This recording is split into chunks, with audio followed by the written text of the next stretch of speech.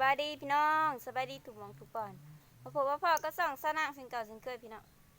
สวัสดีพี่น้อง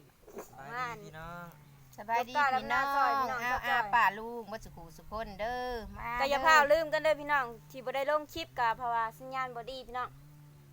สัญญาณอยู่หน้าบ่ดีก็ดำหน้าแล้วพุ่นล่ะพี่น้องเอ้ยจังสิได้เมื่อลงคลิปให้เบิ่งพี่น้องกินสม มากินสมนำกันเด้อพี่น้องมักข้อ ตำหมักต้องพี่น้องตำหมักต้อง หมากสัง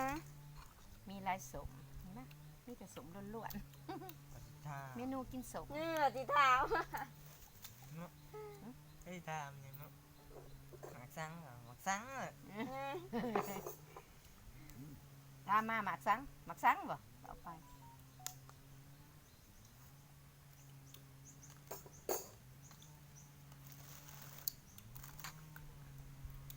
อย่าพาลืมกันเด้อพี่น้องเอ้ยบ่ได้ลงคลิปกะ สัญญาณเน็ตบ่มีพี่น้องแล้วดำหน้าพุ่นแหละเพิ่นจังสิทยอยมาลงอยู่บ้าน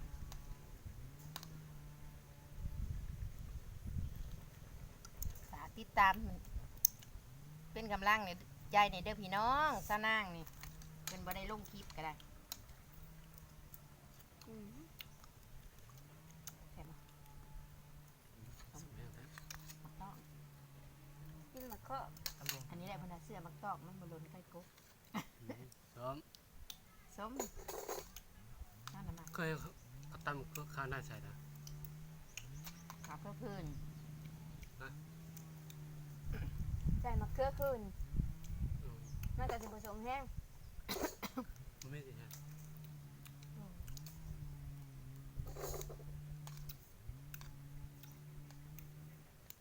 ในมันใบสุกนะ บ่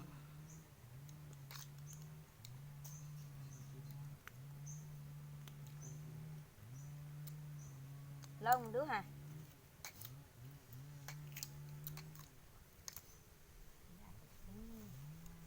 นี่เคยกินอันนี้แหละอ่ะ พาเพิ่นกินสมก่อนพี่น้องเอ้ยจังนี้ลงลุยต่อ เจ้าจอยมาซอยดำหน้าพี่น้องมานี่แต่พอท่านได้ดำหน้ามาลูกกะก่อนเป็นโรคเลยได้พี่น้องแต่พอท่านได้พาพี่น้องไปเบิ่งเพิ่น มักช้างก็สมแห้ง มันเป็นแนวสมๆว่า คิด สมยันน้ำตาไหลพี่น้องเอ้ยกินในมันอ่ะเสียบได้ดื่มบ่ได้นะกินง่าย หยำมากเลย บ่วนนี้บ่วนคือเจ้าบ่วนมาข้อ อย่างก่อนนะรักสร้างบ่ ๆหมักสัง ช้างอีกเลย อย่าทำข่อยทำเจ้าขึ้น อ่อนส้ม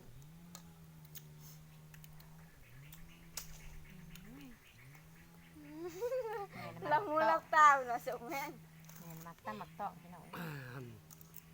เจ็ดเขียวได้เชี่ยนี่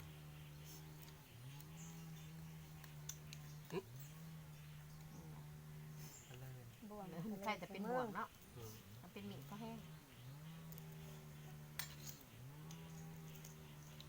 มาเด้อนูแพนกินสมเด้อ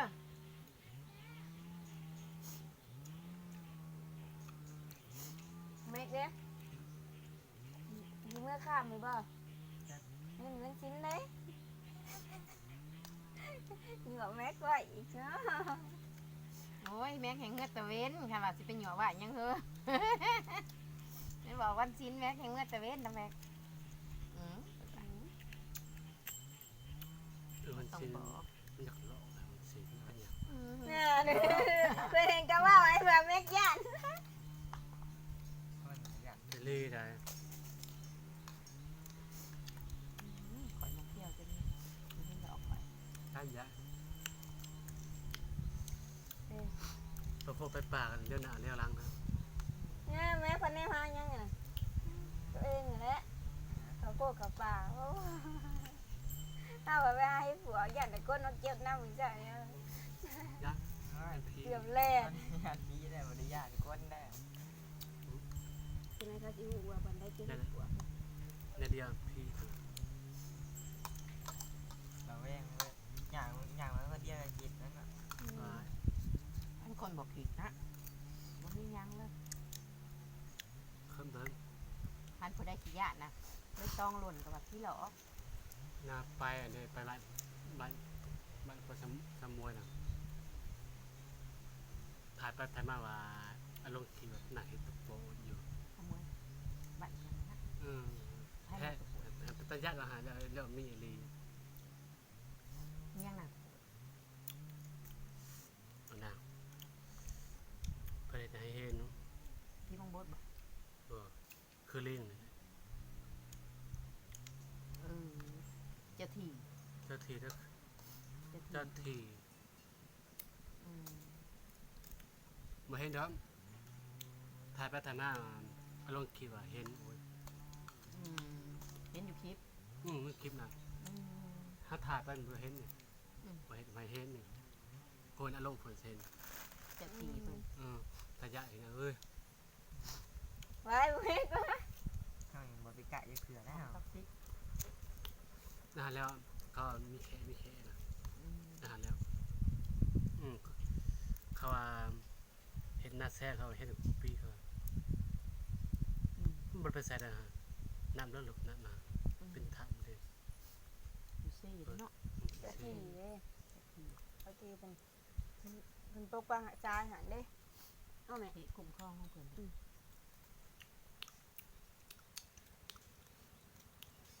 ส้มพี่น้อย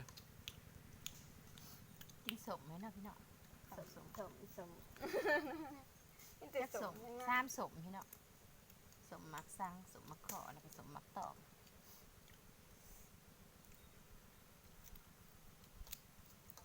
เอาพริกกับเพชร สมมักตอกแม่กินคนเดียว นั่นเลย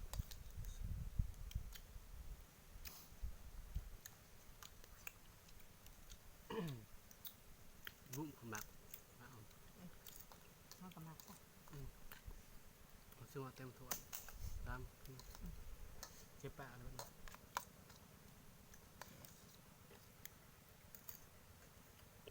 ตาพุง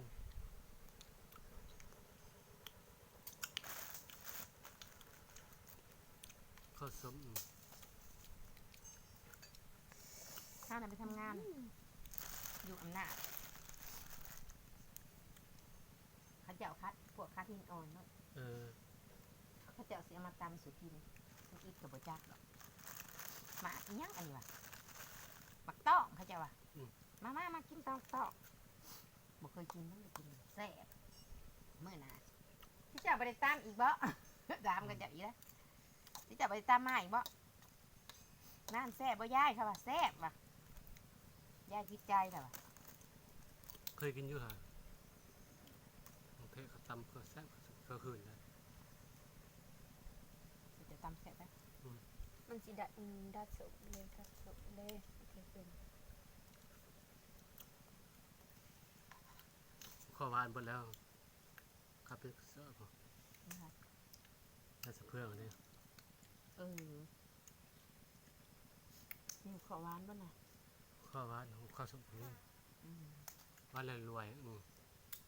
นั่น นี่มันก็แซ่บ ก็ เนาะ เจหวานนะกับข้าวแซ่บข้าวแพงกับข้าวหวานข้าวห่านลง แป้งแล้ว พวกคนเขาละเอากลางคืนขี่รถพาเขาหมุนวัด อืม ขี่เราไปเดียวยาเอาลงกันเนาะ ขี่รถพาเขาอย่างนั้น ผีต้องเป็นหน้าเลยแหละ ชอบว่าจะ ย่ามนี่นะปริยะได้แทนปริยะหยังเสียงไฟน่ะหุงก็จะว่ายังเฮ็ดยังเฮ็ดออก ไปเที่ยวไปมาแรงไปกลางคืนถ้าไปซื้อกระบุนใครได้ประกันขี่เก็บไว้ ก็ใส่เกือบบุญเลยเนาะไปกลางคืน แต่มีงูมีเงี้ยนะครับ เขาเหยียบมันค่าเกิดเขาเนาะ จบคลิปก่อน